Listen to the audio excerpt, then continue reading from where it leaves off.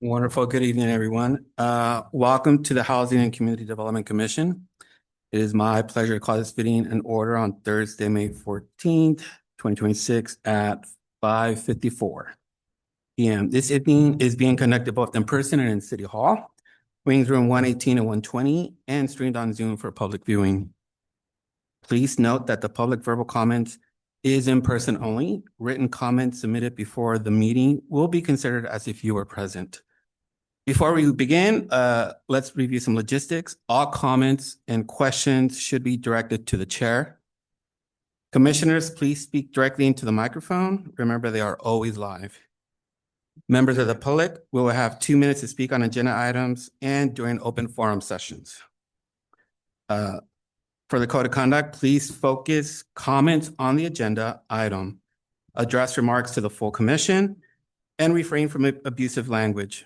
Failure to comply may result in removal from this meeting. Now we're going to go over into introductions and roll call. Thank you again for attending this evening's meetings. Let's introduce our commissioners, city staff. Staff, please begin to introduce yourselves. Good evening, Mindy Nguyen, Senior Development Officer with the Housing Department. Eric Sullivan, Director of Housing. Jimena Monteverde, Council Liaison. Wonderful. Now roll call will be taken now. For the record, please note any commissioners who are absent. Okay, I'll begin. Commissioner Finn, Here. Commissioner Jasinski, Present. Vice Chair Mawad, Present. Commissioner Bucos, Here. Commissioner Huang is not here, Chair Navarro, Here. Commissioner Cortella, Here. Commissioner Quiros Medrano, Present. Commissioner Mock, Here. Commissioner Moore, Present. and Commissioner Gabriel is Commissioner Gabriel is walking in right now. And we have quorum. Wonderful. So now we're on to the consent calendar. Tonight we have one item on the consent calendar. Approval of minutes from the regular meeting of April 9, 2026. Does anyone wish to pull an item from the consent calendar? And if not, may I have a motion to approve the consent calendar? I make a motion. Second? Second. Second. Hey. Hey, one.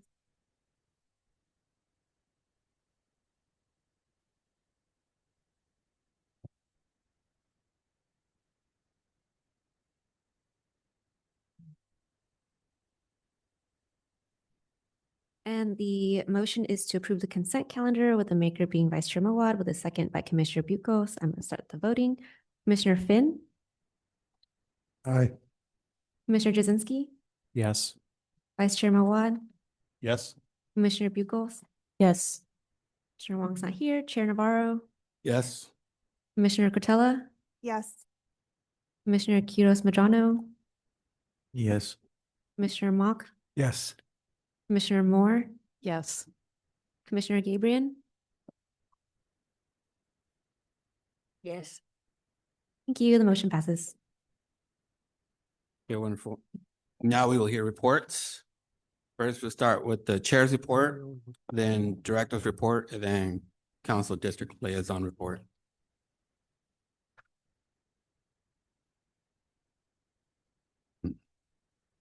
This is the chair's report on my activities.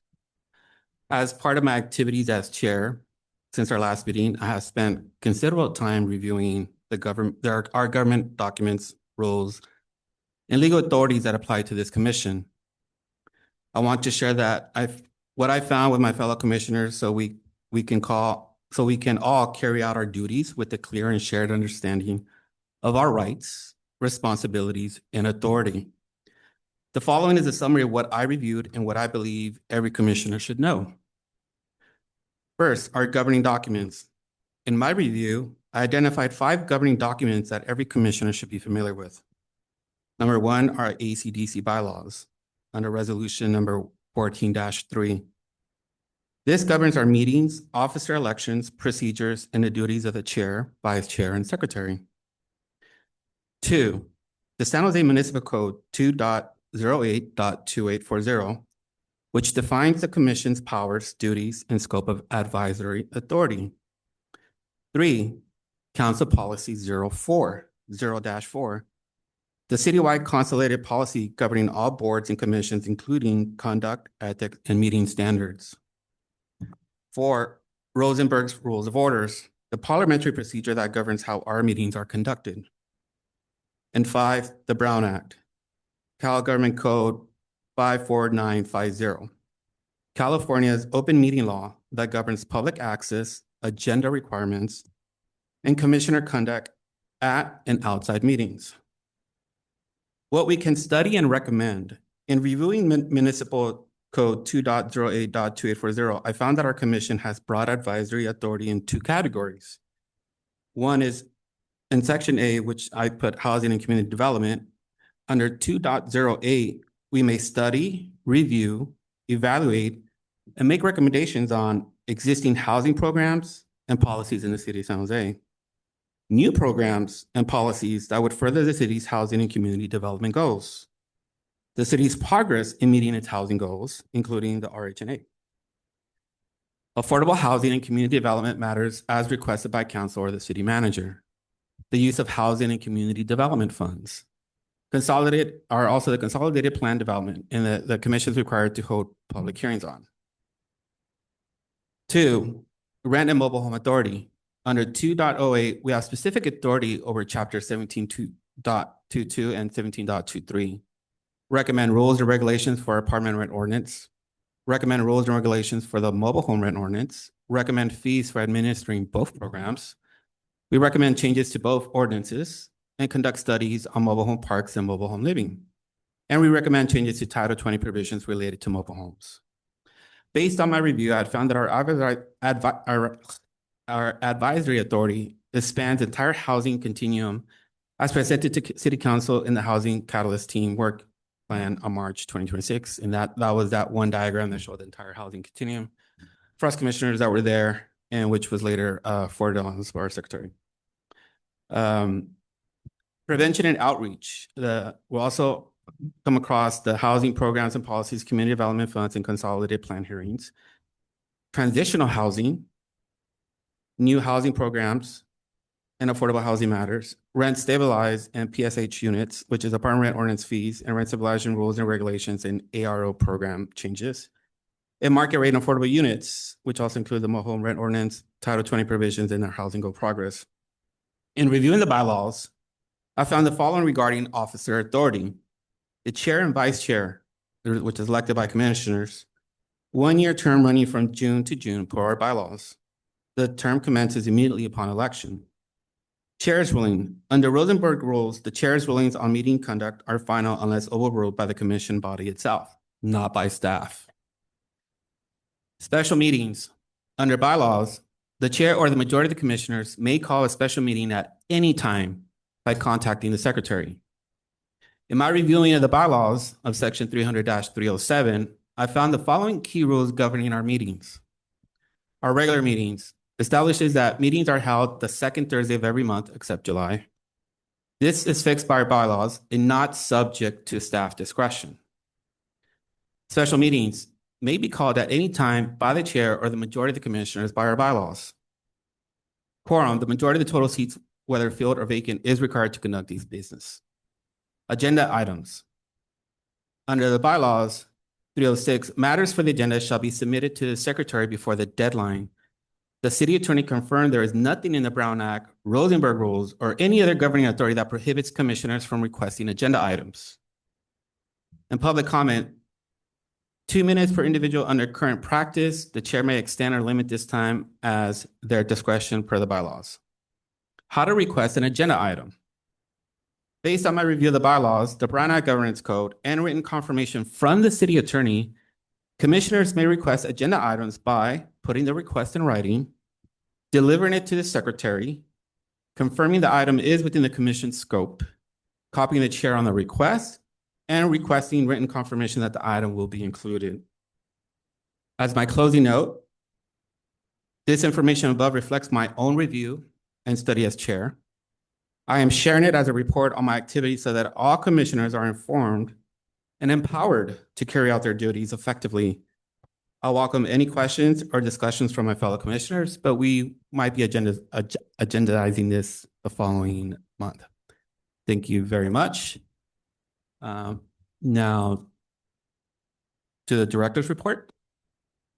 Thank you, Commissioner Navarro. So I'll provide a quick update on two items that are brought before council via information memo from the department. In March of this year, we provided an information memo at the request of Councilmember Ortiz, who directed with full council support to do research regarding the impacts of cost-burdened families throughout the city. That research showed, which is included in a 13-page report that's posted on the department's website, that over 80% of families who are living cost-burdened exist within existing rent-restricted, rent-stabilized, or rent-subsidized units, which includes the department's following programs, both the tenant protection ordinance, the rent stabilization ordinance, the mobile home park ordinance, as well as our asset management program, which is the funding of low-income housing tax credits. The report and the information memo also included alternative financing strategies for ways that the department can further advance the development of housing at all income levels, as well as housing that is affordable. In addition, the department will be releasing an additional information memo in response to a March budget message memorandum request from council that details out the department's full expenditures across all city agencies that have expended funding on homelessness initiatives, as well as a brief summation of the county's investments in homelessness response. The information memo will be posted by the end of May, detailing out expenditures across all city departments, as well as the projected expenditures going forward as notated in the 5-year forecast, and the work that the department is doing around Colleen. So those are two quick updates for the commission regarding work that has been done and is in process.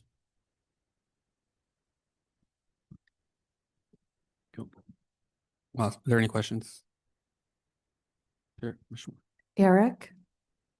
I know there's a lot of seniors who are living on Social Security who may own their own homes, but are struggling even to pay property taxes and insurance.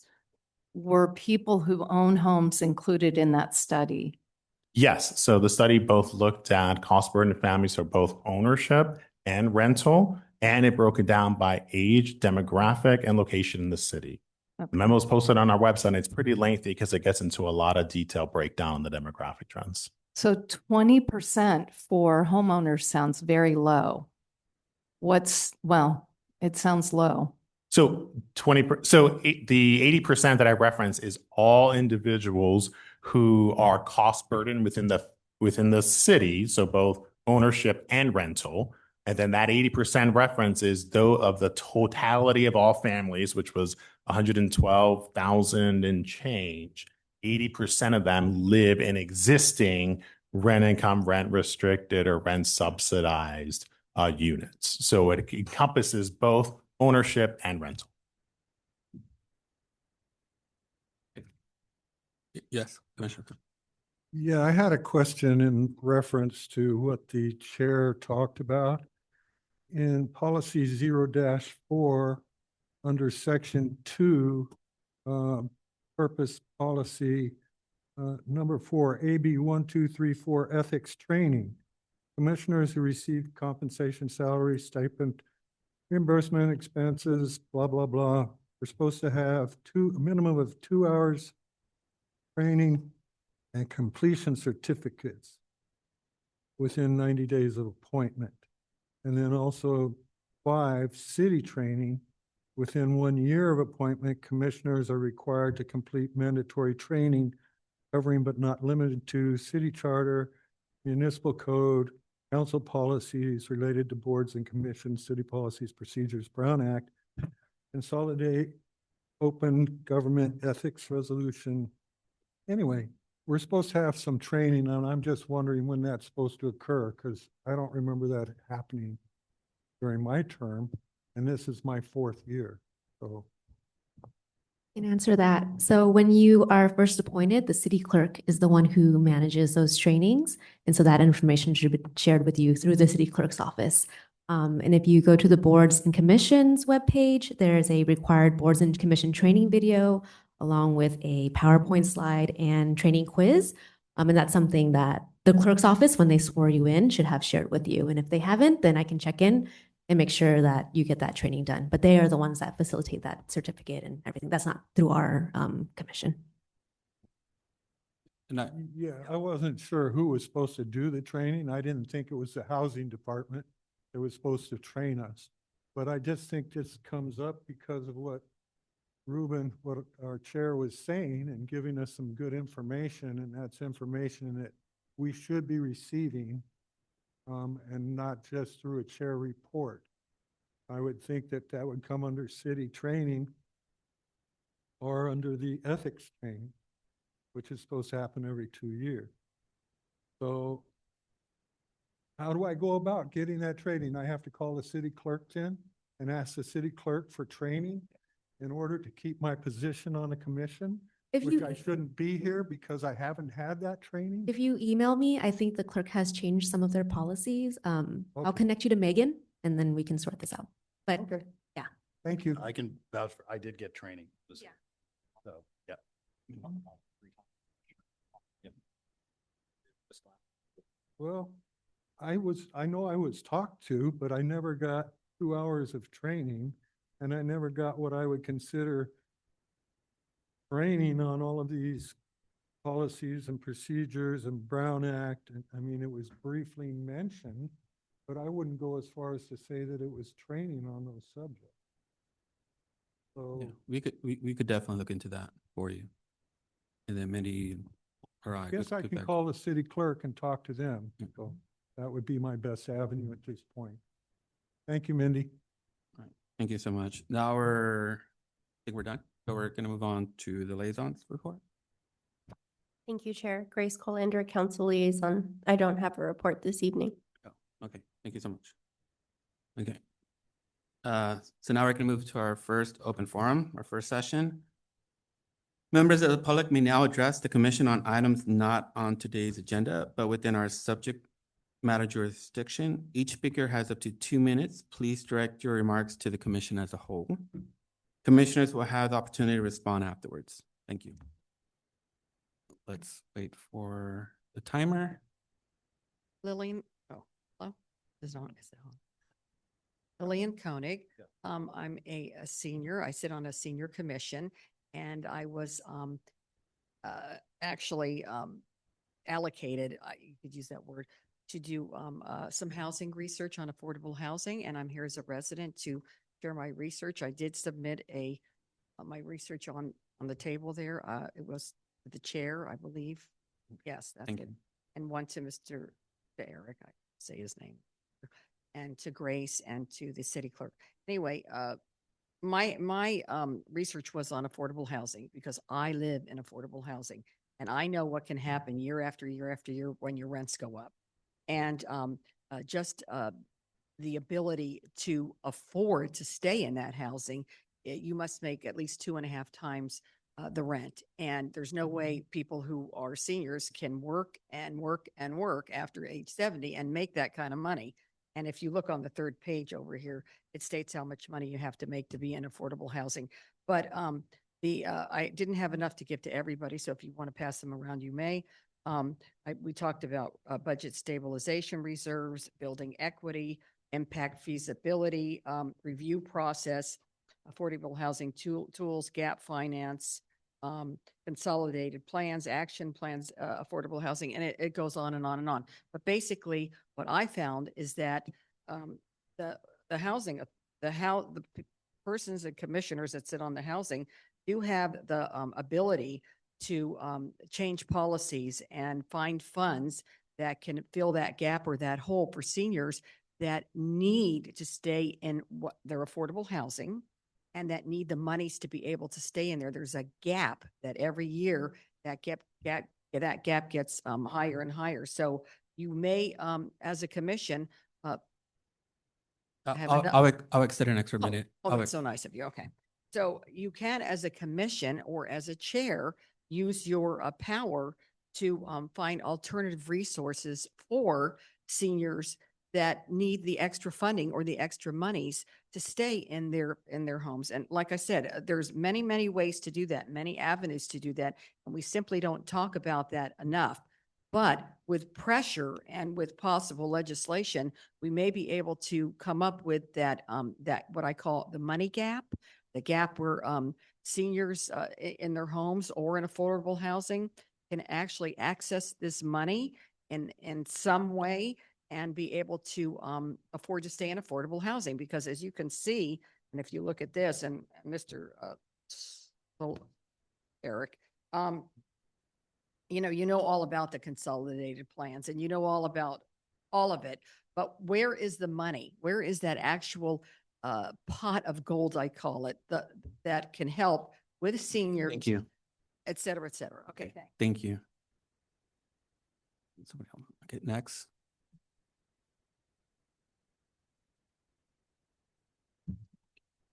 You ready? Hi, I'm Gail Osmer and I'm a senior advocate. I'm here tonight. I got out of my sick bed so I can come and talk tonight. I live in one of the 10 senior mobile home parks. And I'm here today. I know you're having elections coming up soon. And I really feel this is a housing commission and we need people that care about park residents, not the billionaires that are running our parks. I know you have an election. There's a couple people that I understand might be running. We need people that care about park residents, not the mobile home park owners. So when the election comes, a lot of the new people might not know the background of some of the other commissioners, but I just feel we need people to care about us and not care about park owners. I keep saying park owners because maybe you don't get it. You know, I know we have somebody that working for a billionaire right now. I understand he might be wanting to run. We need new people on the board. You know, we need some good faces. Are you smiling, Alan? Thank you for smiling. But anyway, I also want to thank Ruben for his hard work with all the mobile home things that he has done, the letters, the meetings, the people he's emailed. Please, let's support him more than you might be doing now because he needs it. The residents need it. And believe me, please, I ask you very hardly, who's ever sitting up there or who is not sitting up there, we need park people. We need people to care about me and my seniors and families. There's families. And what they are proposing is not good. So please, let's take care of mobile home residents. Thank you. Thank you so much. Anybody else from the public? No. Commissioners, is there anybody? Yes, Commissioner Finn? Yeah, I just wanted to bring up, as it was stated, we're going to be voting, I guess, next month. Normally, we have nominations the month before. We usually have nominations in May and then the elections happen in June. Apparently, that's not happening this time. We're just going to jump into nominating and vote all at the same time. I have some concerns because of the way that the vote was run last time for the temporary position of vice chair. Housing took it upon themselves to run the vote in a way that hasn't been done in the past. Normally, we all vote at once on the person that we want to elect. We don't go around the room several times voting yes and no on each individual, whether we want that individual or don't want that individual. That's not the way the voting has been done in the past, and I'm not sure why it was done that way. And it's up to the chair, I believe, to determine how that voting will proceed. It's not up to the housing department to run the election. It's up to the HCDC, not housing. So I would like to, at this point in time, since nominations are not being taken, I would just like to make the statement that I will be next month nominating Ruben Navarro for the chair position yet again. Oh. Thank you.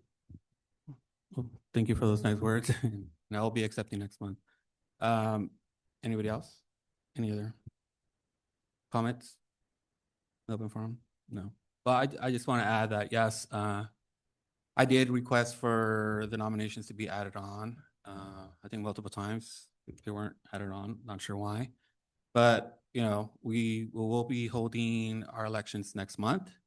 I think initially the messaging was there wasn't gonna be a meeting next month.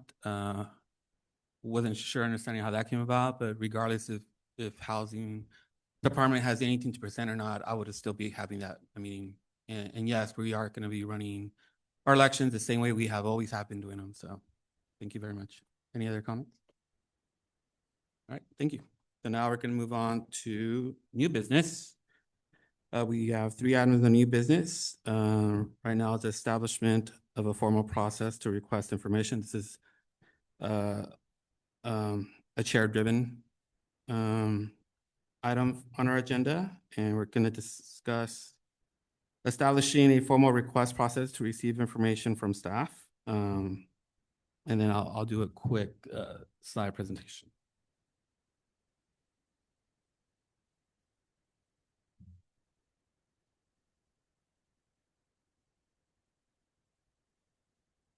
Okay, so thank you. I would like to present the agenda item on establishing a formal process for commissioners to request information from staff. This was mostly driven from the fact Commissioner Finn had requested some call logs to be added on. It was declined. I think a member of the public decided to request information, pretty much going through a Freedom of Information Act process through the city, and she was quickly able to get that information, which then was sent to us. So I figure it's better we establish as commission a process. So a formal process on how we could all request some information. So I want to be clear at the onset of what this item is and what it is not. This is not about directing staff. Director Sullivan and I agree on that at this point. And he confirmed in writing that the commission may request information from staff. This item is about establishing a clear and consistent process so that all commissioners know how to make those requests properly and what to expect in response. The city attorney also confirmed in writing that nothing in the Brown Act, Rosenberg's rules, or any other governing authority prohibits commissioners from requesting information. So we're all right now on solid legal ground. So if we go to this next slide number 2. Our own bylaws speak directly to this. Section 210D of the HCDC bylaws states, and I am quoting directly, the secretary should do all other things required by resolution or order of the commission, provided such order or resolution is within the scope of the commission duties. The secretary of this commission is the director of housing, or that is Director Sullivan, or also Mindy.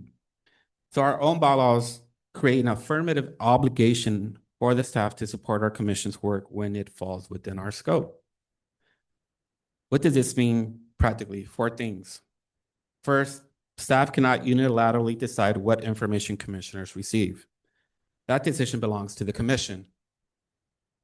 Second, our advisory functions require access to relevant information.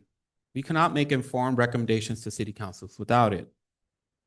Third, Municipal Code Section 2.08.2840 defines our broad advisory scope, and staff's role is to support that scope, not to limit it. Fourth, the city attorney confirmed in writing that nothing prohibits commissioners from requesting information. Now, on the next slide. So what is the process? Here's what I propose we formally adopt as our standard process. It has 6 steps. Step 1, identify the specific information you need and why it relates to your advisory duties, and be precise about what you are asking for. Step 2, confirm that it falls within the commission's scope under the Municipal Code Section 2.082840. We covered our scope in detail. It's broad and it covers the full housing continuum. Step 3, submit a formal written request to the secretary. which is Director Sullivan, or his designee, Mindy Nguyen. Put it in writing so there is a clear record. The step 4, reference the specific municipal code provision that establishes your advisory duty that anchors your request in a legal authority, if you feel it necessary, to be honest. You could copy me on that request. This keeps the chair informed and creates accountability. And step 6, request a written response confirming the information will be provided. This establishes a clear expectation for follow-through. And the process is simple, it's professional, consistent with everything that the city attorney has confirmed. And it protects commissioners, it protects staff, and it ensures that the public gets the benefit of an informed advisory body. So, the next slide.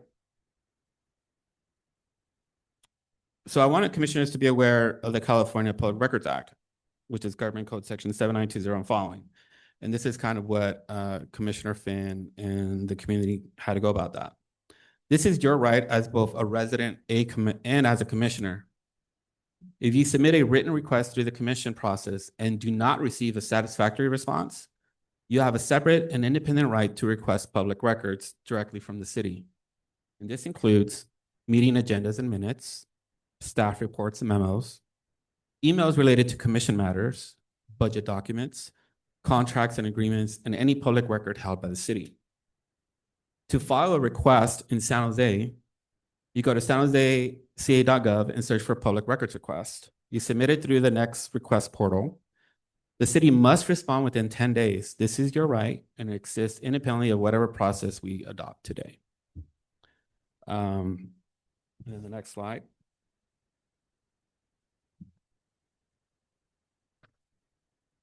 So the next steps, I want to summarize that the city attorney confirmed the commission may request information per the city council, policy 04, and commission to formally adopt the process consistent with that confirmation.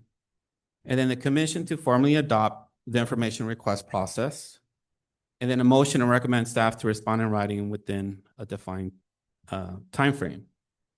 And of course, this is going to be reviewed after the fact by the city attorney in correction.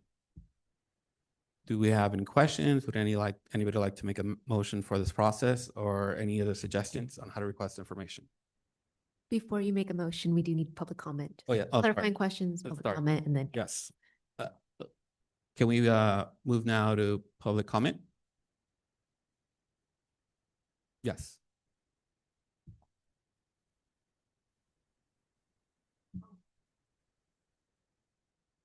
What you're voting on, I just think it's wonderful. I think it's about time that we do something like this because you're the housing commission and it's nothing against anybody in the housing department or anybody like that, but you're the housing commission. You need to be informed on what's going on. And the thing that I haven't seen months is the call logs. I've been very surprised I haven't seen those. And I don't know what happened. We used to get them like every 3 months for years. So I think this is really important and I hope you all vote on this. Thank you. Thank you.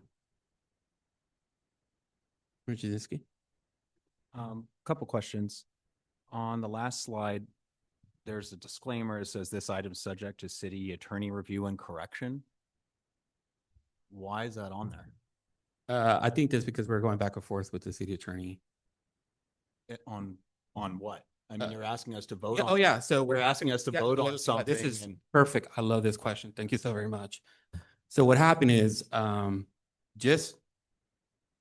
been a couple of times where we've asked for questions and I think our housing director would say, you're not allowed, what is it? To direct staff to do work? I'm sorry, you say it all the time. You're only an advisory, you're not allowed to direct staff. I think we've all heard it before, right? You agree, right? So, you've been out a bit. Okay, well. Yeah. then we- But anyway, yeah. regardless of the case. So in going back and forth, me and the city attorney, he was bringing up, he was mentioning because of the Brown Act, we weren't allowed to ask certain things, or we were going back and forth. But after going back and forth, this is why it's here, right? Because it made it on to our agenda, even though it was heavily protested back and forth between me and the city attorney and the housing staff. So because there is no official process in place, it'd be best, especially like Commissioner Finn that requested the call logs with the details. So what you're saying is the city attorney didn't sign off on this, and then we are supposed to vote on what? The commission as a whole is supposed to vote on a process on requested information. But the city attorney hasn't signed off on it. I don't think he needs to sign off on it, to be honest. But it's us as a body that we're agreeing on a process, on a step process. So I'm getting really confused here. So you're saying the legal authority of the city has reviewed this. You had to put a disclaimer on this document, and then you want us to vote on that without having it entirely signed off by the city attorney. Point of order. Yes. It states right here, discussion establishing a formal request process to receive information from staff. No vote is required for this item. We will not be voting on this item. It is information only. Yeah, but we're making a motion to adopt the process. Well, then a motion would mean a vote. So there's no motion then, what you're saying. No, we can make I'm sorry, just to clarify, the no vote is required. There's no vote needed to approve, but you can still make recommendations or Yeah. motions. It's just, you don't need to approve this, like a staff report. We just put it on all items that it doesn't need approval to not move forward, but it doesn't need we don't need a vote if you don't take one, but you can still make recommendations and Yes. motions. Okay, so So I'm sorry, are you saying we don't need an established process to request information, or you're indifferent No, to what that I'm part? saying is if we have not had this cleared by legal counsel, that I'd be very concerned on voting on any process or making a motion on any process, because it may run contrary to what this commission's permitted to do. Okay, so let me clarify. Us as commissioners have the authority to request information, correct? Are you in agreement with that? Well, yeah, I agree. You're in agreement that every single commissioner has the As authority to long- request as information, as which long as staff is within our scope. it's within our scope, and as long as staff, and I don't think they've ever denied anything that I recall. I think there's been discussions about time and resources, but it's never been a straight denial. So I understand that we can request, but the way this is coming off is that there was a denial on the housing department's request from the commission. So I'm just trying to get some clarity as all. Yeah, I know, trying to figure out. there absolutely has been denials, and I've gone through that where I've requested information, have not received it. Okay. Okay. I could go to my emails. Yes, did you? Oh, okay, okay, yeah. Okay. So it's, okay, is there anything else? Any other concerns? I'm just making sure that I understood it all. So we can make a motion. This hasn't been entirely reviewed, signed off by city attorney. And we're just trying to create a formal process is what you're getting at. Yes. Okay. All right. Thank you.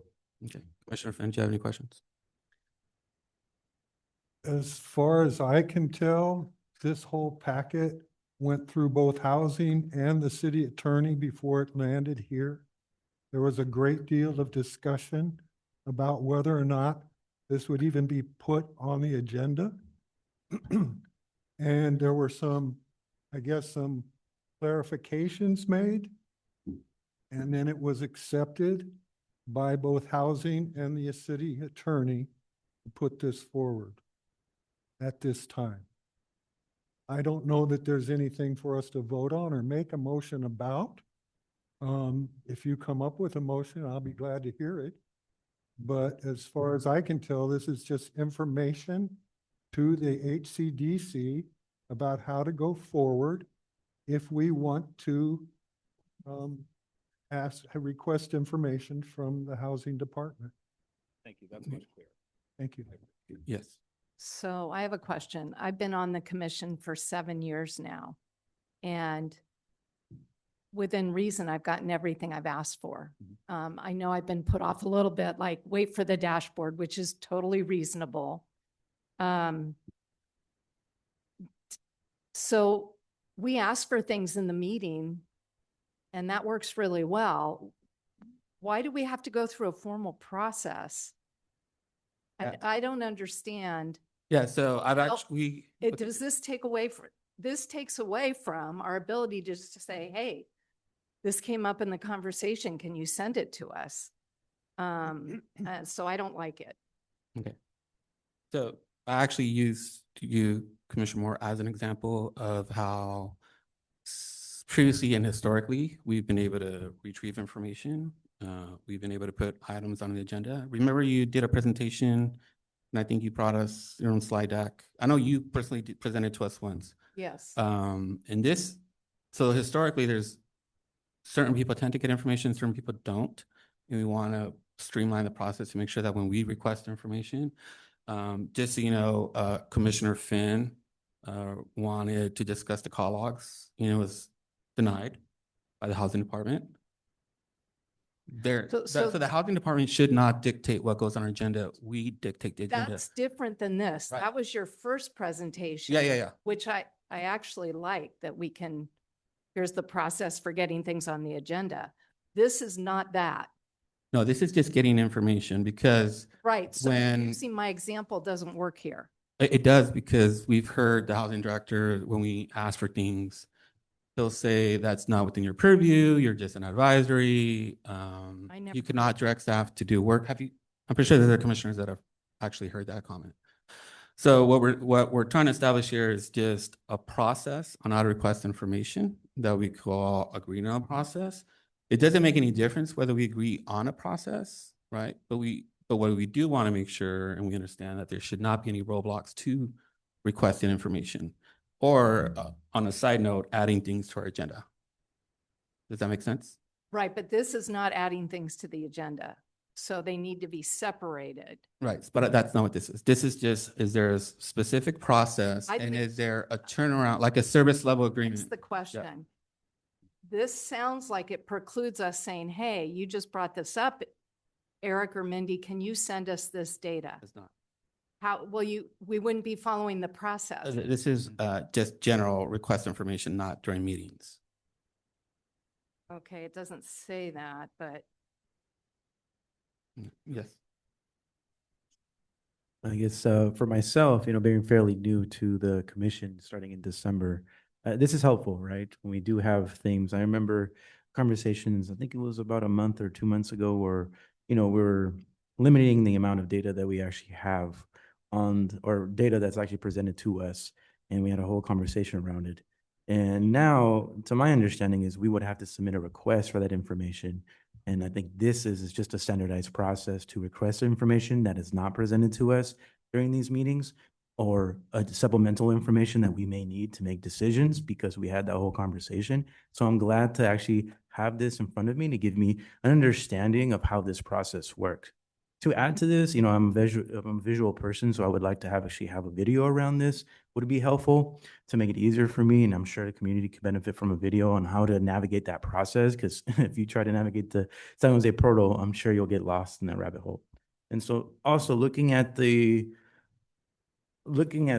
I think from my perspective, I think this moving forward, similar to what we were taught or informed about the new way of voting, I think this is something that we can all agree on how to move forward. And I'm sure the community can also really understand and where we're coming from in this process, but also how they can participate and have access to that data, which they have the full right to. one more question. Sure. How's that different than the Public Records Act, which exists and is actually in law, I believe? How is this different? And why is this needed over and above the Public Records Act? I don't understand, so I'm No, trying to it's understand. what we're trying to do is establish just a general process of us just requesting information, getting confirmation, maybe establishing a service level agreement, right? So if I send an email, like for example, I requested for the nominations to be added to our particular agenda, right? That's I know, different. but I'm just saying in general. That's different. I know, in general. That's the next. Right, meeting. right. So, but I'm using this in examples. If you get a no response, right? There's a no response is pretty much, sorry, I'm not gonna do that. That's what that is. But if there was a service level agreement that would say, hey, expect a response between 48, 72-hour acknowledgement that you have that set time amount, that at least it's going to be done. If we have a set establishment or timeline or a service level agreement and response time, then we know what the answer is, if it's going to be yes or no. So what I'm trying to do establish is, hey, can we request staff 48, 72 hours or a week to get back to, like, an understandable timeline or establishment when we do request information, what is fair and what's something that us as commissioner should be able to expect a response back. That's the core of it.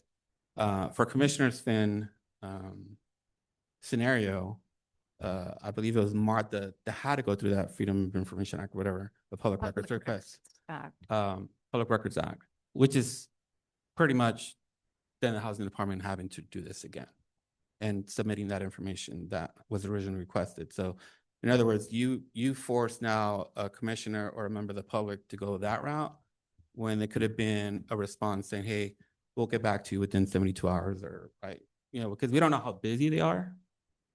So, but either way, this is why I brought it up. And if it's something any other member or commissioner feels like it's necessary, by the way, it's not, because we don't need to do this at all. But what it is established is that you should not technically be denied any information at all. Let's go on. I don't think it's unusual for commissions to have a policy like this, but I do have some clarifying questions. Would this be adopted as a formal bylaw amendment, or would it be something by like a minute order? Like, no, I think what I want to establish is what would be an adequate amount of time when we request information. but are we amending our bylaws as a commission? No, this is us as a chair, as a commission saying this is what is acceptable for response time for commissioners when they request information, be it 24, 48, 72, whatever a week time. And would this be for any requests? Would this be requests for meetings, or would it also be for requests For information? This is specifically for requests of information. Okay. And then my other question was at the bottom of this presentation, it said, respond in writing within a defined time frame. Yeah, that's the core of it, where somebody from the staff department would say, at least we come in agreement, like, we should expect a response between 3 to 4 or 5, whatever amount. And this is what the discussion part is what as us as a commission body would think is a respectable amount of time to give the housing department a time frame to get back to us to our information requests. Yes. Okay. So, couple things. First of all, I believe this is overkill, and I'll tell you why. We are an advisory body. We advise the department. The department doesn't report to us. The department reports to city council, right? Everyone here across the room, they report to city council and the city manager, right, to a degree. And so they take their direction from them. There is the Public Records Act. There's a bunch of different mechanisms we have to be able to request information. And because of that, they're obliged to provide it to us. If it's public record, they have the right to give it to us. Now, coming back and saying, or that we have the right to receive it. When it comes to time frames, you can't bind them to a time frame either, right? Because again, it's their time, and their time is dictated by what council mandates and what the city manager mandates. So you can't just say, we can't just vote on this and say, you have 72 hours to get us this piece of information, right?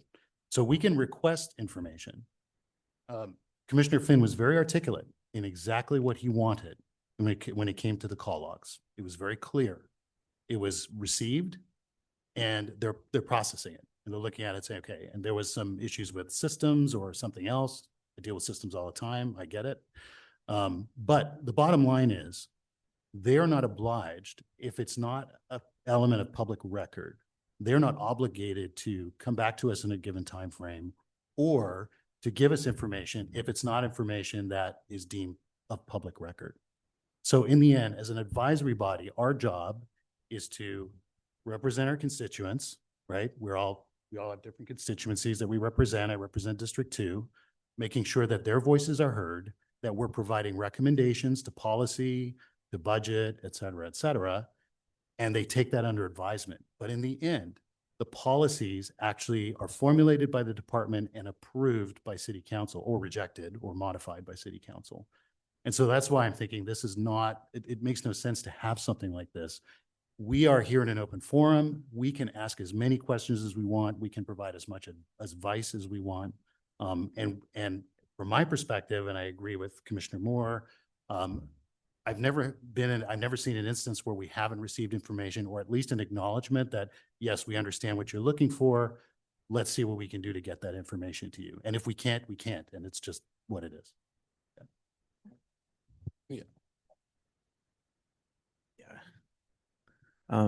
Something that comes to my mind, and it's been repeated, is the idea of us being an advisory commission, and I understand that. But at the same time, in order for us to make decisions that are, just affecting our constituents, we need to have that information.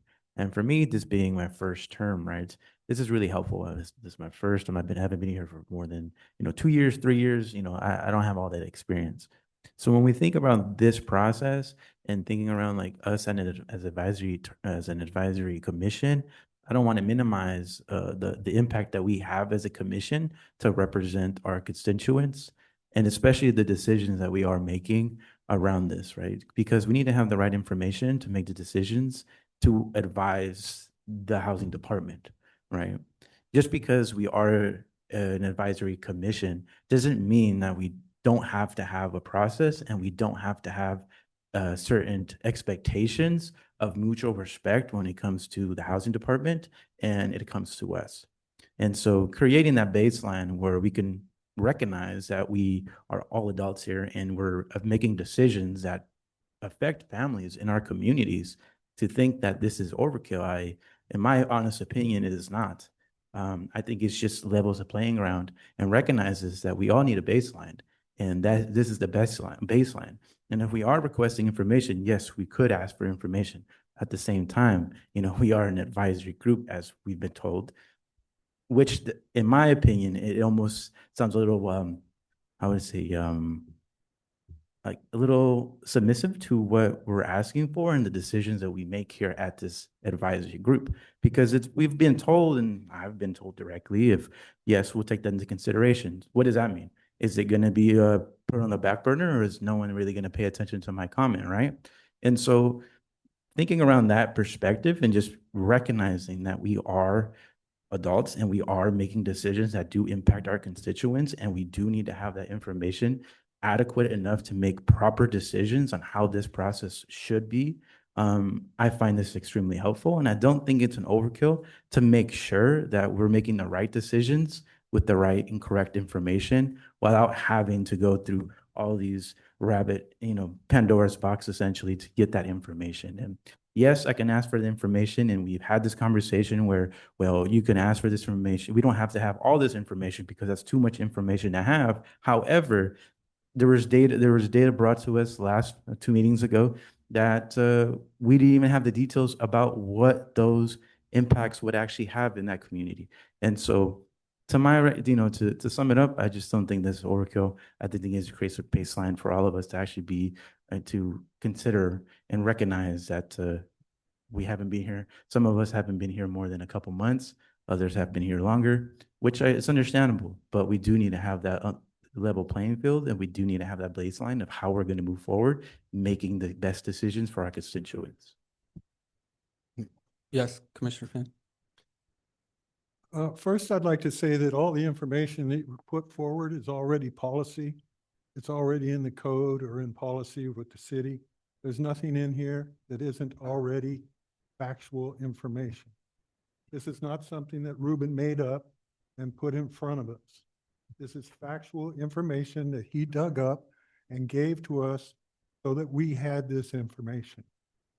I would also like to say what Roberta said. In the past, we've always been able to ask for information to help us in making decisions about different items that come forward to us.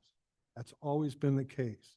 But it seems like in the past few months that the HCDC and the Housing Department has become much more adversarial towards each other, which is quite unfortunate. I would like if Director Sullivan could chime in on this. He's been very quiet this evening. I would like to know what the difference is between asking for some information and directing staff's work, because that's the quote that's been coming from the director for the past couple of months. When we ask for information, he throws back that the HCDC does not direct Housing Department staff's work. So I would like to know, Director, what is staff work that we cannot ask about? What is creating more work that hasn't been created in the past when we've asked for more information, that is now being put forward as creating staff work? Thank you, Commissioner Finn, for the question. Staff work is defined in Council Policy 04, which determines that all work of the commission falls within the approved upon work plan. That work plan goes to City Council. It is then deemed to be the work plan for the commission, and any work outside of that work plan is at the request of the commission to staff, and that request is considered by staff and staff alone to be within the work plan or outside the work plan. If outside the work plan, there's an entire analysis within Council Policy 0.4 for consideration of items outside the work plan. If within the work plan, staff then also has discretion within Council Policy 0.4 for consideration of the work. As has been mentioned prior, staff gives due consideration given our time constraints as well as resources and our existing obligations to council-directed and city manager-directed work. Can I ask a clarifying question? So the difference between staff work and if, let's say, Commissioner Finn were to submit a public record through the Public Records Act, can you clarify the difference between those two things? Sure. Public Records Acts are requests for public information. Any and anyone can ask for requests for public information. We deal with probably hundreds of those a year. So we just process them through normal information channels. And it's only subject to the state law on Public Information Act. So if someone's asking just for information, then if it's under the public record, then that's something that the staff would be able to provide. Yep. And we will follow the process for the Public Information Act. Okay. But then if a commissioner were to ask for something that would involve something more in depth in terms of the amount of work or the time required, I guess I'm just trying to tease apart the difference between, like, there is some work involved in getting information, right? So what's that difference? So the Public Information Act has certain boundaries for any and all requested information in terms of the timeliness of response because it's structured by state law. Under Council Policy 04, for any work requested outside of the existing approved work plan and items under that work plan brought forth by staff to the commission, that is a defined scope of work, as most of that items going between the department and the commission are items that are synced to, as particularly stated within Council Policy 0.4, council directed work. Okay, thank you. So can I make a comment? Sure. Real quick. I had a follow-up, but no. Okay, go first. Okay. So I think this is kind of the bread of it for why I brought this on, because there was information requested, information got denied or wasn't acknowledged. We went through that public records, or someone did in the public did that. What I'm trying to establish, actually, it'd be better we just hear from you. If we are requesting information, how long should you recommend we wait before we go through this Public Records Act? There is no timing dictated in Council Policy 0.0 regarding the timeliness of staff expectation response to any commission. All commissions are subject to collaborative and constructive dialogue in order to further the advancement of the work of the commission. So what I'm saying is, regardless of what's on paper and what's not, what's the courteous time to wait? I'm only here to provide and opine information based on what's in Council Policy 04, which is what structures our engagements with the commission and all commissions for all department staff. Okay, so that's kind of as what I wanted to see is if us as a body would maybe define what's appropriate before we would go that route if we were to seek information or not. Yes. I have a comment and a question. And I'm going to be really blunt. My comment is jump, how high? We say jump and Eric says how high. Can you imagine this being set up to have 15 managers?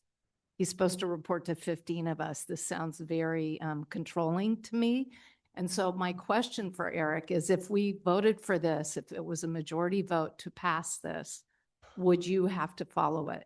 No, I'm subject only to Council Policy 04 and the according structure structuring the commission.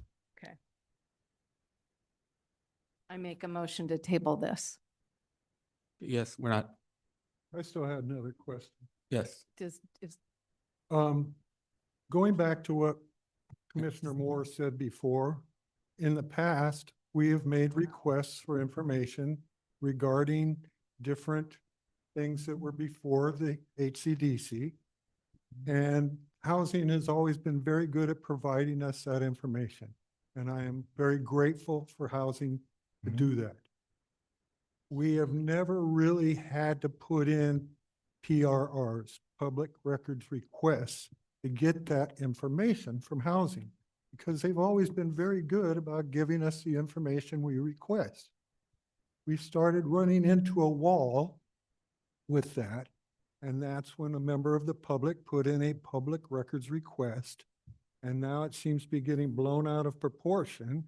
And as I stated before, I don't see what there is to vote on. This is all policy that is in place right now. There's nothing in what we just got handed out and the slides that we went over that isn't already city policy or code. So I'm not sure what it is we're supposed to vote on or make a motion about. You cannot make a motion to not accept what is already policy or code. You cannot make a motion to vote on accepting policy or code because it's already been accepted and it's in our policies and our codes.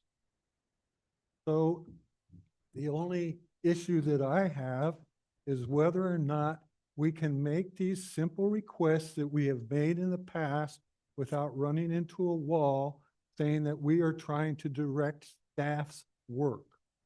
Because anytime we ask for anything, staff has to work. Staff has to do some kind of work. Now, I don't know where the line is drawn, how many hours of work where it becomes unreasonable that they shouldn't have to do it. And if there is a line, it would be nice to have that clarified so that we would know not to just make a request of housing to provide information that they may not have the staff or the ability to answer right away or even over an extended period of time. If that's the case, then it would be nice for housing to imply that to us, that that is something that goes beyond the scope and would be creating extensive work for the housing department. I just would like clarification on that because I would like to go back to what Commissioner Moore was saying. When we have questions and we ask for clarifying information, the housing department does their best to try to get that information to us, as it has always been. And I don't see why there's such a big emotion about all of this. That's all I have. Thank you. Yeah, so, I mean, if we're gonna talk about acknowledgement, you had a commissioner just make a motion and you just ignored it. Right? You should acknowledge the motion, right? Put it up for a second and then you can continue the discussion. So that Carrying on my discussion. he made a motion before you spoke. He spoke over the top of my speech. No, she did not. Yes, I was still speaking to the commissioner or to Her the motion's to still the in play, director. so- I was speaking to the director when two other people decided that they wanted to speak to the director before I got my questions answered. And I wanted my questions answered before a motion could be put forward. And I think that is a point of order.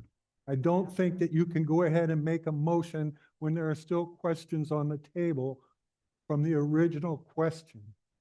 Yeah, so I was gonna second her motion, but I wanted to let you speak. But Can be when we discuss Yeah. the motion. These meetings go really late, and to bring up something that makes no difference and to spend our time is, I'm upset. I'm sorry, but yeah, these I- meetings go late enough as yeah, they it do. is without They do. doing this. Can I make Um, one last comment, Ruben? I was going to make a comment. and okay, then- yeah, that's right. Okay. Apologize. Yeah, I just want to say, Ruben, I appreciate you putting in the work to educate, especially those of us who are new to the commission. So thank you for doing that. I know it takes a lot of work on your side. I do think, I agree, maybe at some point it warrants more discussion, but it sounds like even if we vote on this, it's not going to have any teeth. So I think practically speaking, we as residents of San Jose can submit a Public Records Act.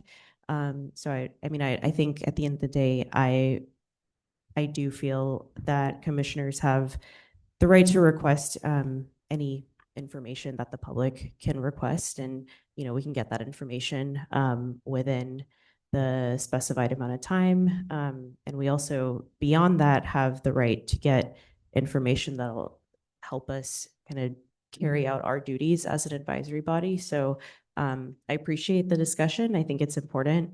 I don't know that voting on or making a motion on a formal process tonight, I would be for something like that. I don't know that it's going to practically change anything.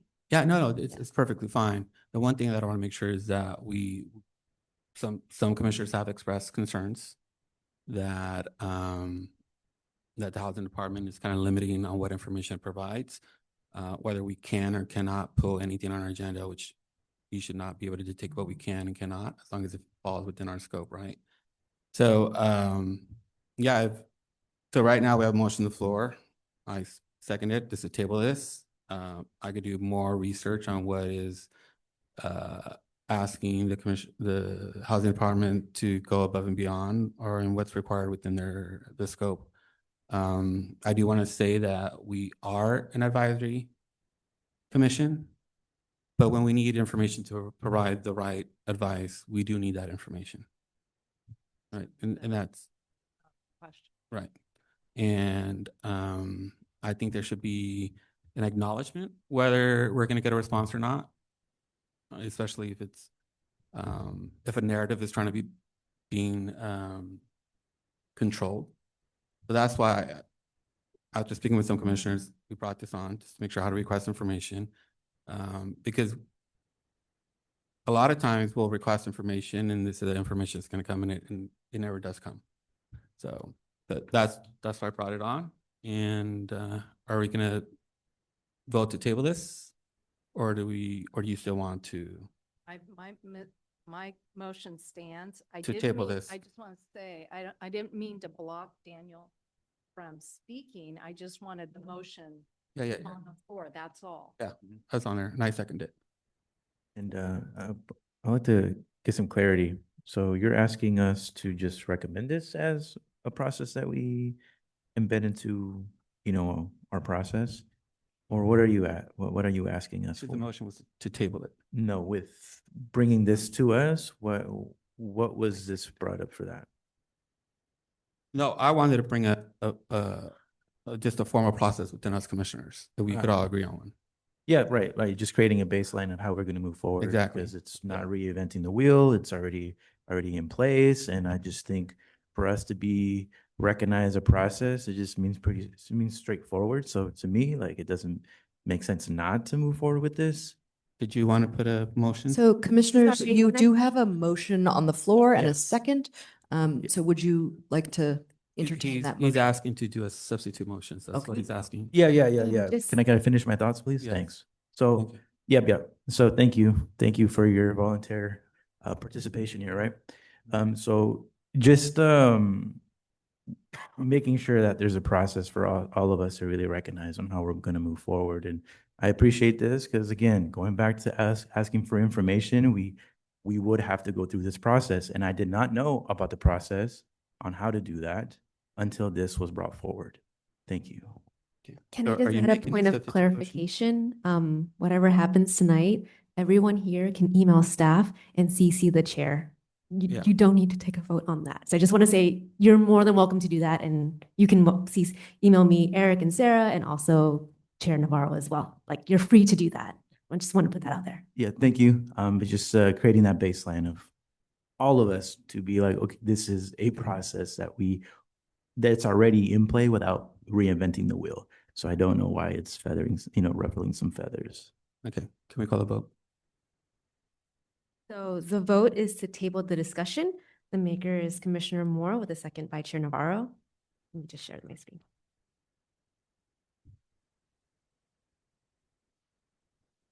Okay, Commissioner Finn. Abstain. Okay. Commissioner Jasinski. I mean, I don't even really know what we're voting on, so abstain. No. Wait, what? Or, okay. Yeah, we're To table this conversation for later. Perfect. Yeah. Sorry. Yep. Yeah, yes. Okay, I can clarify. Yeah. I'm sorry, yes or no? So that's. Yes. Okay. Vice Chair Mawad, Yes. Commissioner Bucos, Yes. Commissioner Huang. Yes. Chair Navarro, Yes. Commissioner Cortella, Yes. Commissioner Quiros Medrano. Am I able to ask a clarifying question or No, just voting We're here? voting now. And you're asking me to table? Yes, Discussion, table. yes. Commissioner Mock, Yes. Commissioner Moore, Yes. Commissioner Gabriel. No. Okay, and the motion passes. Thank you.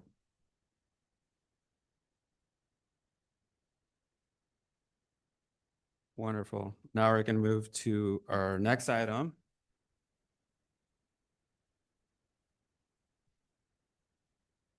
Item B, Housing Trust and the Fund Budget Fiscal Year 26-27. No vote is required for this item. Thank you, Commissioner Navarro. So just briefly, as contained in your packets is a memorandum which we provide on an annual basis regarding the utilization of the housing trust funds. You'll see in the memorandum, it discusses how the housing trust funds are used for both items related to production as well as addressing homelessness, with the majority of funds being utilized for staff expenses. And that is a summary of the report.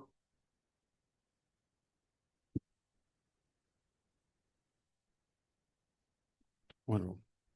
Do we have any clarifying questions?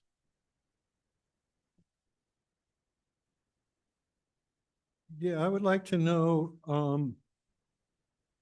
under city staffing and overhead, this funding will pay for full-time positions. How many positions will it be paying for? It is spread out across a total of 12 positions, as this is an central accounting fee that multiple positions tap into based on the utilization of their work within the program guidelines. So none of these positions are full-time on this particular subject? There's no full-time person just doing housing trust fund. It is spread out across the department. Okay, can you tell me the funds going towards city staffing and overhead has increased from last year, even though the funding has decreased? What is pushing this increase in staff funding? Because of reductions in other line items to the housing department, this fund, under eligible uses for the fund, is covering more staff costs. Thank you. I have a question around. We go in order. Yeah, no, let's. Oh, yeah, we're going down. Okay, we weren't going. doing that earlier. Just wait to be acknowledged. Please. Do you have anything, Gabrielle? We're already half hour behind. I do, isn't my. I'm sorry, I stepped ahead of Gabrielle. Okay. Oh, okay, I was gonna just ask in this, is it on? Yes. Oh, sorry. I was just gonna ask if, this, local housing trust fund grant, would involve let's say, um, a set amount of money set aside for, let's say, pilot program for low income? No, these funds are specified in the memorandum used for non-personnel personnel costs. There's no set aside funds for any piloting and programs or initiatives. Thank you. That's all. Is the fund then sort of moving from a programmatic thing to a staffing? Correct. It Right. is an eligible use under the Housing Got Trust it. Fund regulations, and given reductions in other line items to the department, we've shifted more costs for the execution of some of the work. This is a historic sort of fund, and so we've shifted more staff costs to the fund as the total amount of funds limited its use for programmatic or investments in housing. It's just a very, very small pot of funds. And we don't lose any of the programmatic benefit? That's correct. Okay. Okay. Is that it? Any more questions? Mr. Jasinski, hold on, we're going down. The only thing I say year after year is use of funds for housing and homelessness projects. I do believe senior nutrition should always receive more funds, just like eviction diversion. I think those are two, very essential programs that keep people off the street, keep them fed. That's all I have to add to this one. Okay, Commissioner Mowat?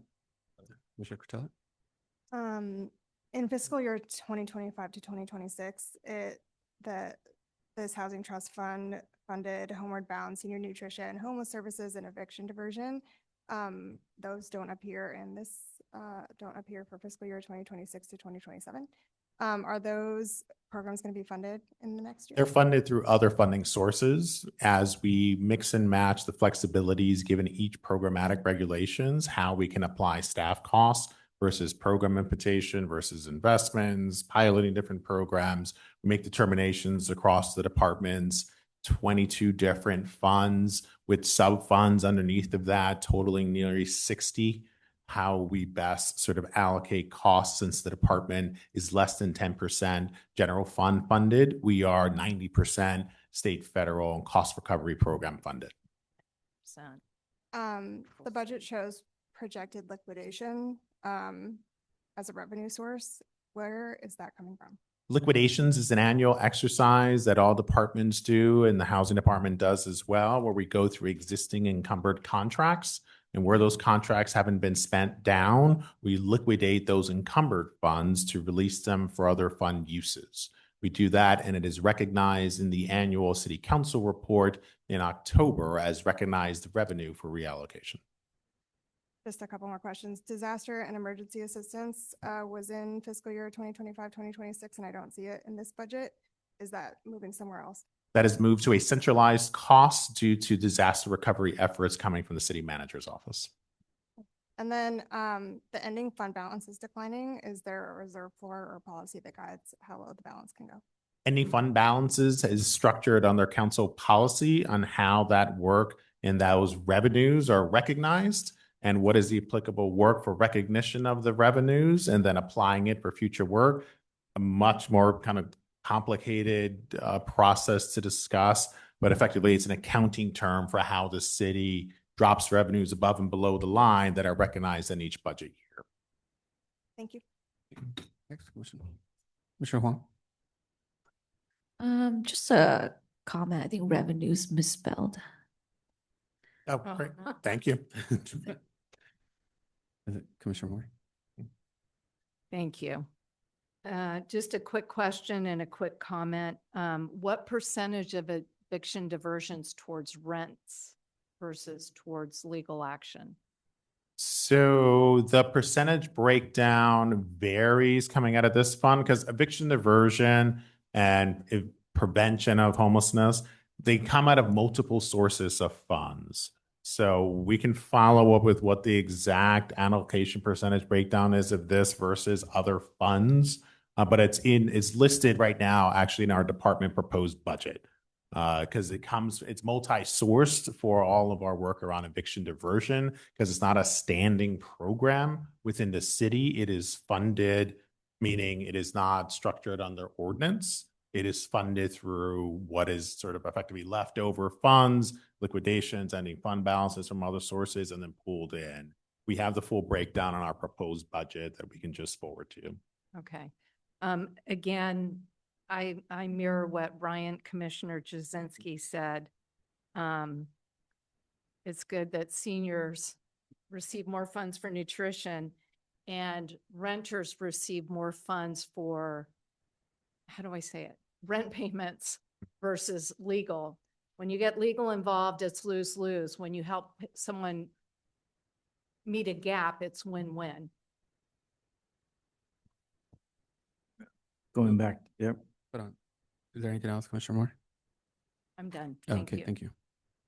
You know, something that comes to my mind when we think around the eviction diversion, I would like to see more funds going towards legal aid for folks being evicted. I know that from hearing from community and their experience, you know, there's a community member who was getting evicted, had to go to the eviction court, ultimately had to pay the legal fees for the owner who took them to court, on top of them not having any money. So I think it's more favorable to the owner rather than the actual tenant being evicted, given that she owes a couple thousand to the owner because of the legal fees that she had to pay for the lawyer that actually evicted her, which to me doesn't make any sense at all. When we're thinking around so, you know, I'm sure when we look at senior nutrition is important. I would love to see them actually being able to afford and not us having to support them in that sense, right? Having more resources, that means not all of their income is going towards rent. And that's where these supplemental programs come into play. When we're looking at, can you explain to me a little bit more about homeward bound and what that is? Homeward Bound is a program that provides assistance to individuals experiencing homelessness who seek to be reunited with family, and this provides financial support. So in case they're homeless, they get bused back home. It is varied options depending on the decision of the individual receiving their assistance. And so do we monitor when they go back home? Do we know what happens to them? There's no council direction to require ongoing monitoring. Is that something that we can explore? No. As of now? My other question is, when we're looking at the fund revenue for the Housing Trust Fund, can you explain to me where that money comes from? The Housing Trust Fund is a source of revenue generation based on fee allocations to existing projects. What are those projects? The projects vary, and it is posted in our department proposed 2026 budget, which we can send to you. Can you give me an example right now? Of housing trust funds? Yeah, the projects that we're talking about. Within the budget, you can see that's titled in the memorandum here, what are the different types of projects? I do not have an example available. It is included in our overall proposed budget, which we can forward. Okay, that's great. Thank you. Anything else? As of now, no. Okay, I'll start back in Commissioner Gavilan. Sorry, my mouth is full. May I pass? Okay. Just a clarifying question real quick. Under these non-personal expenditures, there are other funds that go towards those non-personal. Non-personal expenditures also is as I referenced before, a multi-source fund. There are multiple contributions to it across the department's varied income sources, state, federal, cost recovery programs. So those senior nutrition, homeless services, eviction diversion, they get monies from other sources other than this. Thank Yes, you. that's correct. And it's detailed in the proposed budget for the department. Thank you. Commissioner Hart? You good? Anybody else? Commissioner Costello? No. Yeah, for the information that you can send to me, can you send that to everyone else so they can also take a look at it? It is the department's proposed budget. It is online and Minnie can distribute the. Oh, Minnie's gonna send it to us? Okay. That's it. Thank you. Okay, now we're gonna go to public comment. There, any public comment? Nope. All right, we're gonna back commissioners. Do you guys like to discuss this or do we move on? Discussion. Okay. Question. Yeah. So I'm looking at the attachment A, attachment B, where it says non-personal. What is that, personnel? What does that mean? Non-personal are costs that are not related to salaries and fringe benefits. Could you give me an example of what that means? As detailed in the memorandum, funding for costs such as staff training. I see.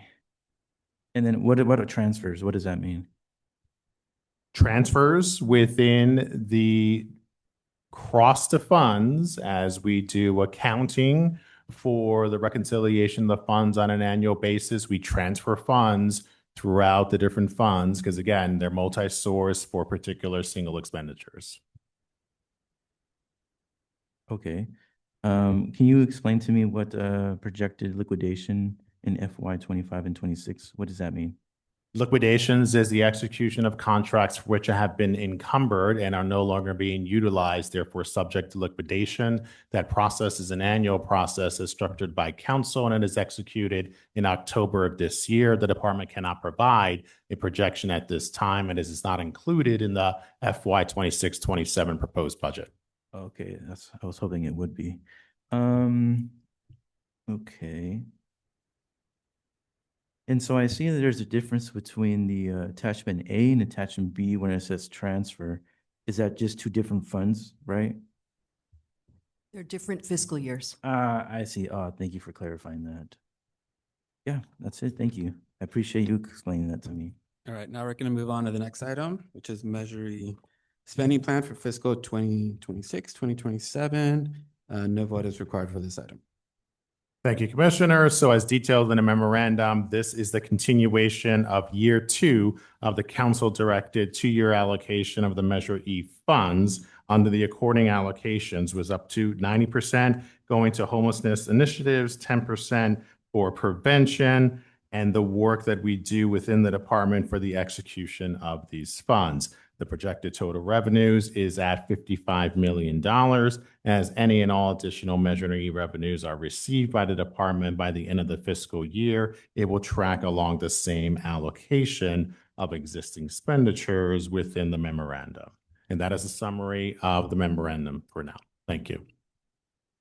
Okay, wonderful. We're going to go again, start from the beginning. Commissioner Gabrielle, do you have any questions? No question. Thank you. No comment. Commissioner Finn? I only have a comment, and that is to reiterate what Commissioner Dawson always said, is that Measure E was passed for building affordable housing for homelessness. Those funds never seem to go in that direction anymore because it all wound up in the general fund and can be spent on anything that has the word homelessness connected to it. I would really like to see more funding spent towards building affordable housing. That's all I have to say about it. Thank you. Commissioner Schmuck? Commissioner Jasinski? Commissioner Mobile? Commissioner Patella? Commissioner Woods?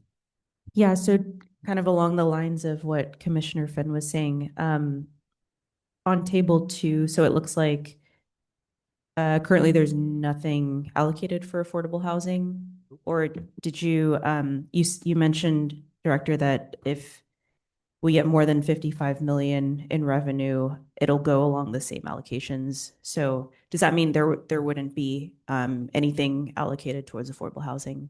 So the council policy structure for the 2-year basis presents 90% to the homelessness program and 10% to other rental assistance, prevention, and legal services. If the fund overperforms, then subject to, as detailed in the council memorandum from June of 2025, so long as the interim housing expenditure portfolio is fully funded, the balance of remaining funds will go towards the creation of housing development. Gotcha. Okay. And then I know that, I know in San Jose that the interim housing and shelters come from a variety of funds. Do you have a sense of about what percentage of the shelters use Measure E, or what portion of the total funding for interim housing in San Jose is funded through Measure E? Yes, as included in the proposed budget that is posted online, that Winnie will share the link to, the total projected expenditures for the next fiscal year within the shelter system, inclusive of the motels, tiny homes, as well as safe parking strategies and safe sleeping, is 97.6, I believe, $million. Of that, that is generally broken down into three revenue sources. Measure E are HAP dollars that we receive, and then other eligible sources of various kinds, home key dollars that come into portion of revenues generated from the county and from other sources. Those are the three generalized categories within the department budget I proposed. It breaks it down specifically by percentage, and we can circulate that proposed budget. Okay, thank you. And just to clarify the alphabet soup for the group, HAP is the Homeless Housing Assistance and Prevention Program, which is a state of California program. Thanks. Commissioner Huang? Yeah, I'm curious, where can I go to look at some of the outcomes for folks, like the 4,000 households facing eviction and 300 tenants and landlords? Like, is there a data site for this information, like outcomes? Yes, so the interim housing portfolio has a live outcome tracking dashboard of placements that's on our website that we can share for eviction diversion, prevention. That is included in every 6-month memorandums that we bring to council on the performance. The last one we did on prevention and eviction services a couple months ago. We can share that memorandum as well as reported out to the CED committee. Thanks. Okay, I have three things. Every time I know that Commissioner Dawson fought for Measure E because she wanted affordable housing. But every time she brought it up, I read the purpose and it says, the revenue generated from this tax is intended to fund affordable housing initiatives and support services for the homeless population in San Jose. So for those of you who are newer to the commission, Measure E was worded openly to fund all of this. So again, I'm frustrated because we keep rehashing things that aren't true or don't matter. Okay, the other thing is, now that I'm seeing this report, I'm remembering that for almost 6 years, the former housing director never gave us the information we asked for. And now we're actually getting the outcomes live tracking. So many of us, and Ryan might remember, but many of us asked for it and never got it. So anyway, that's my second point. And then my third is a question. Table 1, homeless prevention, legal services, and rental assistance. How is that allocated? So the breakdown within the council member direction provides 5% for homelessness prevention, and then the balance divisible by need of legal services and rental assistance. It's not like a 2.5 to 2. It's just kind of a bucket that we apply to need. Again, for those of you who are new to this, 95% of the people who end up in eviction court didn't pay their rent. And so if the housing department can come in and short circuit that by covering the gap, there isn't a need for legal fees and everyone wins. The renters get to stay in their house. And I represent the housing providers and I know that they want to keep the people there. And often the small mom and pops don't evict right away. So they work with their renters. So people who understand this understand the importance of rental assistance. And I'm done.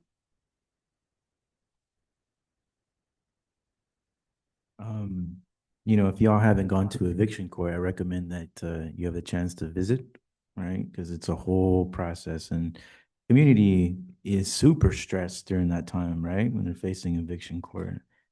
So I know that looking at this data where it says, supportive housing is 90% of remaining revenue, What comes to my mind is, I talked to some homeless folk, houseless folk, and they told me they went through the interim housing 2 times themselves, and they still end up houseless. You can look at the Silicon Valley Pain Index data too on top of to supplement this, but for every one person that gets housed, 1.7 become houseless. That's the data, and you can look it up on Silicon Valley Pain Index. That's the data that we're not talked about. And so when we're looking at this fund, my idea is how do we pivot into long sustainable housing for them, right? Because I've seen folks go through this affordable housing, as we all know, and I brought this up before, how the term affordable housing is not affordable because they end up to a point where their wages is not keeping up pace with the cost of housing. And that's the reason why we have the situation that we are in. And so like my question is like when this fund, how long is this fund expected to be? Is this going to be like forever, or how long is this going to last?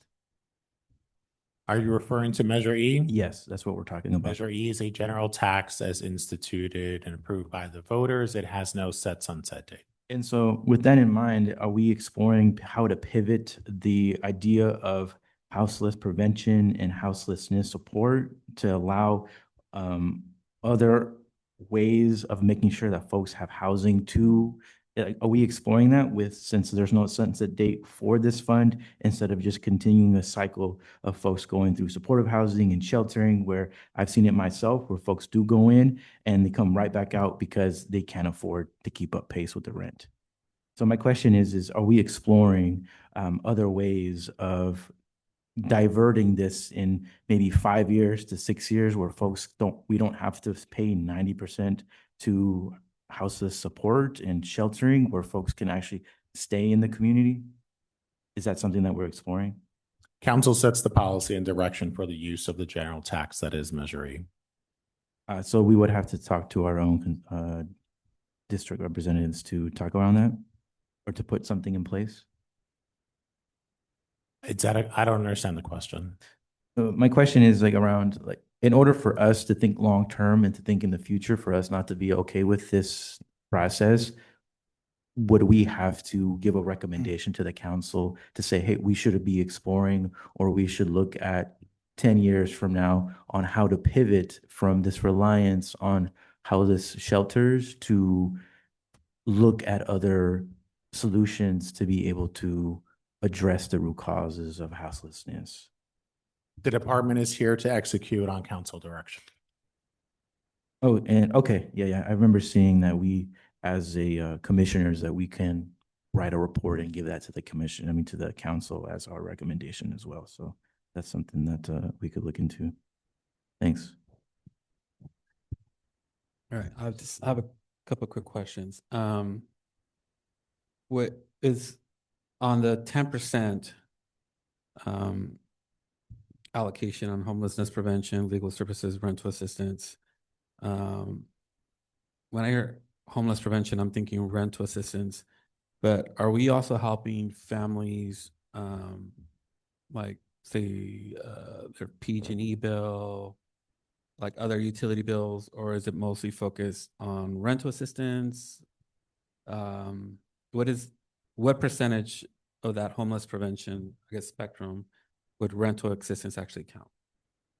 The prevention system is operated by the county. The city's contribution to that prevention system is just as an investor. The county provides through their website what is the allocation of the various utilizations of that assistance. Okay, wonderful. Okay, that's all. I just wanted to get confirmation on that. That's it. I'm gonna go back down again. Commissioner Gabriel. Yeah, I don't have any comments this time.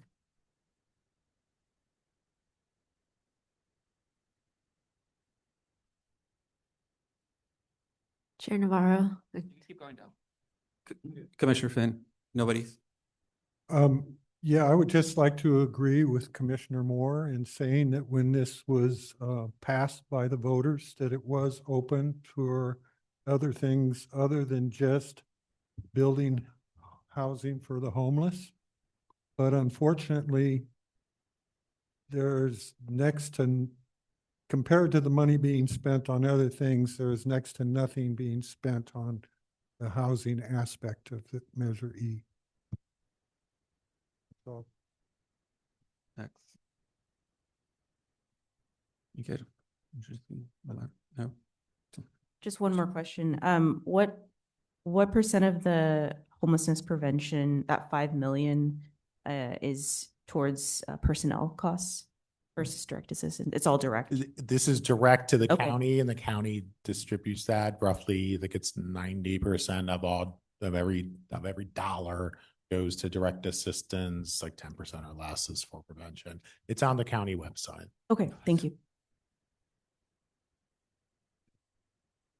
I'd like to make a motion that 75% of the 5% for legal services and rental assistance go to rental assistance. Does that make sense the way I said it? You said there's a 5% bucket for legal services and rental assistance. And I think most of us agree that rental assistance is more important because it keeps people housed and it takes out the stress. So my motion is that 5% bucket is to have 75% of it go to rental assistance and 25% to legal service. The commission is free to make motions, but this was adopted as a 2-year policy for council. The only way that we'll include it in a memo somewhere, but this is an existing policy. Is it good to include it to inform council that it shows what we all care about? We actually almost all agree on this and have in the past. Sure. Again, this is not a voting item, but we can incorporate it in future memorandum. It's up to I'll second. Okay. Yeah. I think I would also like to see the increase when it comes into legal aid for folks who are getting evicted. Is there a way for us to increase that or include that in the houseless prevention or houselessness support? Just because that's also a stressful time for folks when they're trying to figure out what lawyer is going to represent them when they're going against a lawyer who's being paid by the owner, when they don't even have any money to buy food, right? So I would like to give the recommendation also to increase that specific legal support for folks who are getting evicted. That would contradict hers. It will Because su- we're it will, talking about the little bucket. Yeah. Would that supplement hers? No. Oh, after? It would Add it for would hers disarm its after? killer. No. So can we vote hers and then add that after? Motion in a Yeah. second. We'll take the vote on this. Yeah. Okay. But Not relevant. So question, Commissioner Moore, are you? Sorry, we also were making motions, but we haven't even allowed public comment. Okay. We haven't done that yet. So I just want to do that before we start voting or, sorry to cut Oh, we you can off, do that. Commissioner, but Darren? sorry. is there any public comment? No. We should be close before you. Okay, thanks. Commissioner Moore, so you're essentially recommending to cap anything, basically 2.5, like anything besides rental assistance in this line item to 2.5% rather than 10%? Is that what you're saying? Actually, this will have no impact other than informing council that we all agree, because this money's already allocated. Right. So this just notifies council how important rental assistance is over keeping people housed before they get into court. Okay. So no one's stressed because they're housed and no one ends up homeless because they didn't pay, not no one, but it's to show council the priority and how we all agree on the priority of that spending. I don't think it's going to make a difference for this year. It's to inform them for future years. Do we know currently about what that percentage is that goes towards rental assistance? There are other funds that provide rental assistance. This is, again, similar to comments made prior. Rental assistance is multi-sourced, multi-funds, so this is not the only source. And all of the sources that go into said programs are included in the proposed budget. Okay, thank you. Yeah, I mean, I agree with the principle of it. I'm not sure, like I know that this is just a recommendation, but for the people who are actually implementing this on the ground, like putting once you start to separate out these line items, there could be restrictions that that are unanticipated down the road. So that's just my 2 cents. Yeah. And I'd like to make a quick comment on that, if you don't mind. Yeah. I would recommend eliminating a percentage because in the future, this can change a lot. Funds can go to affordable housing and everything else. I think it's easier and cleaner for the council just to see where we'd like to see allocation of money. I withdraw my motion. Okay. Maybe someone else can make a better one because we tend to all agree about this topic. Could we send an email to our council members and just use our board email address and just like have a note? I can draft it. You Is that can allowed? you can as an individual commissioner, but if you want to write on behalf of the commission, you do need to take a vote tonight to do Okay. so. But you can You- use your own email address to Yeah, you could individually do that. represent yourself. I can draft something for us and then we can review it next month or something. No. You want to make a motion on that you want to write a letter? I think what I'm hearing is there's a strong desire to have more funds that are going towards rental assistance, right? And I think that's basically what we want to say. Like as a commission, this is something we really care about. And this is something that we would like council to think about and consider and prioritize in future iterations of the budget and allocations. Okay. Yes, Commissioner Finn. I would like to make a motion that the HCDC put a formal letter together to express Commissioner Moore's concerns that going forward in the next round, that the council looks more towards eviction prevention as opposed to legalese. If you keep people in their homes, then you don't need that legal help.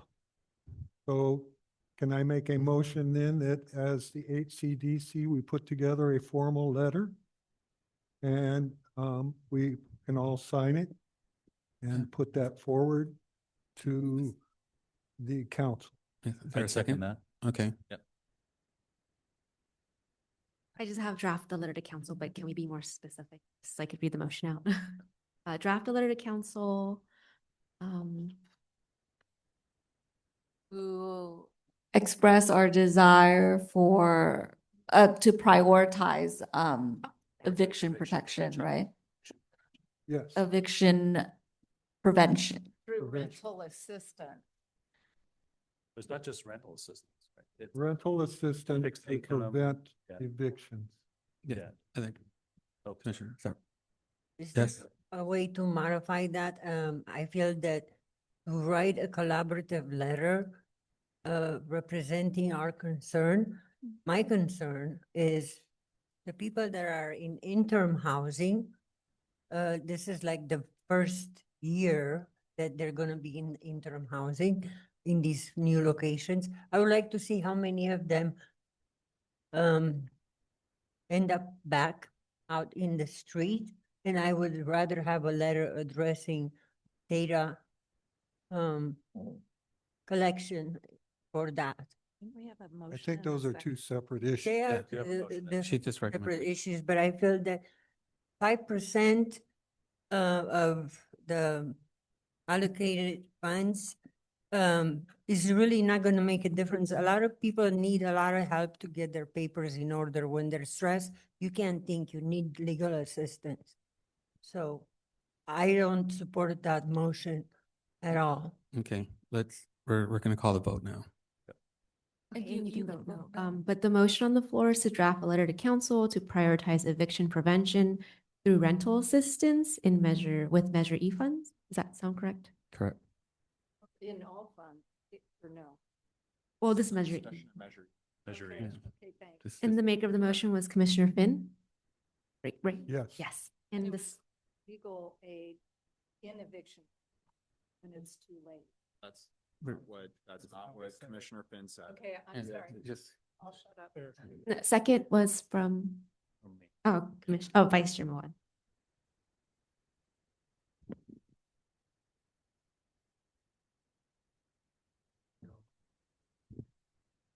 Okay, can we read the motion? Does that look correct?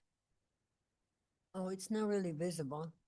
Okay, here, so draft a letter to the council to prioritize eviction prevention through rental assistance with Measure E funds.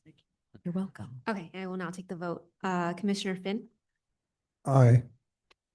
Commissioner Jasinski, Yes. Vice Chair Moan, Yes. Commissioner Bucos, Yes. Commissioner Huang. Yes. Chair Navarro, yes. Commissioner Cortella, Yes. Commissioner Quiros Medrano, Yes. Commissioner Mock, Yes. Commissioner Moore, Yes. and Commissioner Gabriel. Abstain. Okay. Okay, so just for processes, we'll bring this back under old business next month to review the letter and approve it to send to council. Does that sound good? Yep. Okay, Yes. and the motion passes. And who's Can I, drafting the can I letter? ask who would like to write that letter? I thought I heard. That's right. I can start. Are we allowed to use Google Docs? Or, okay, oh, okay, and I can share it with everyone and you can have track changes. Can't do that. I know. That's the part. Might violate Can't do that. Brown. Can't do that. So here's. On my own? Okay, it's on the discussion we're having. Okay, okay. Yes, so just going back to just council policy 04, letters regarding council or committee items. So I just want to speak specifically to this. So from time to time, the Board of Commissions may submit letters or communications to city council or city council committee regarding items within the subject matter jurisdiction. The city clerk will provide guidelines for such letters and communications. So we're going to have to just check with the city clerk as to whether or not there's a standard form for commissions to do this. And I'll continue on. Such letters or communications shall be submitted through the commission secretary. Direct email to the entire council committee or city council from the commission chair shall not be allowed. So I think what we'll do is my recommendation to the commission is we'll check with the city clerk, then come back as to see whether or not she's got a form. I don't know if she does, and then we can circle back in between this meeting and next meeting as to what that form is and what's the best process for this. And then when you do, I've put together a work group before to do things like this, and so have others. Can she put together a work group with, say, Daniel, Finn, and me? That's enough, few enough people for the Brown Act. I think that's creating like an ad hoc committee, which is. Yeah. You can do that. So, Yeah. but I think the commission has to vote on that to. Okay. Do you want to make that motion? I make a motion that we put together an ad hoc committee for this letter. I'll second. Yes. And sorry, did you name the members of that? And I'd like to name myself as the housing provider representative and Daniel Finn as the mobile home park resident representative. And sorry, I just assumed that. Okay. Sorry. To create an ad hoc committee to draft the letter to council with commissioners Moore, Long, and Finn. Yes. Rico, right? Did he? Sure, yeah. Okay, you go. Okay.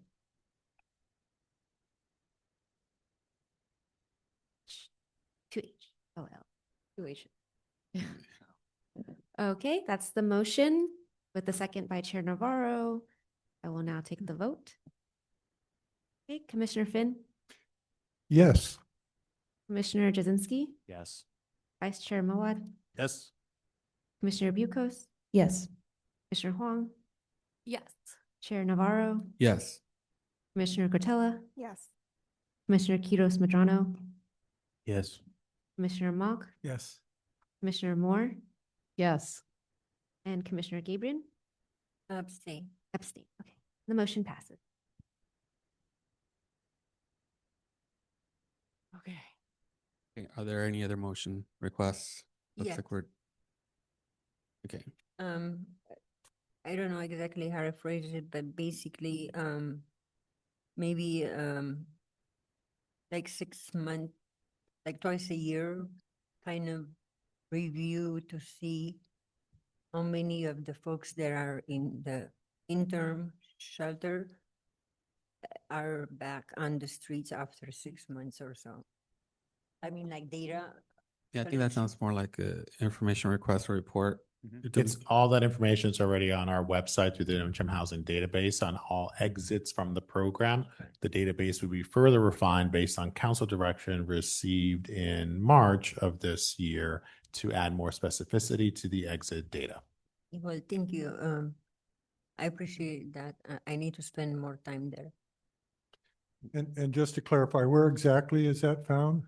It's under that's housing department's dashboards pin. So if you go to our website, there's a circle. If you scroll down, it says dashboards. You'll see all of our various dashboards. I just sent an email to the commissioners. Just right now, Thank you check you. the email, it's there. Appreciate that. Okay, so now we're gonna move to our last open forum session. Commissioner Navarro. Yes. I don't think you ever did a public comment on that. Not that there's a public here, but Yes. you know, it's just to keep formal procedures. Okay, yes, there is no public here. for public comments. But commissioners, is there anything you'd like to say in our open forum? Okay, wonderful. Well, our next regular meeting is going to be Thursday, June 11th, 2026. It's going to be here at room 118 and 120. And then this concludes our tonight's business. The Housing Community Development Commission meeting is hereby adjourned at 7:50. All right, guys. When's the next meeting? Oh, so it was, okay. Thank you, Grace. Thank you.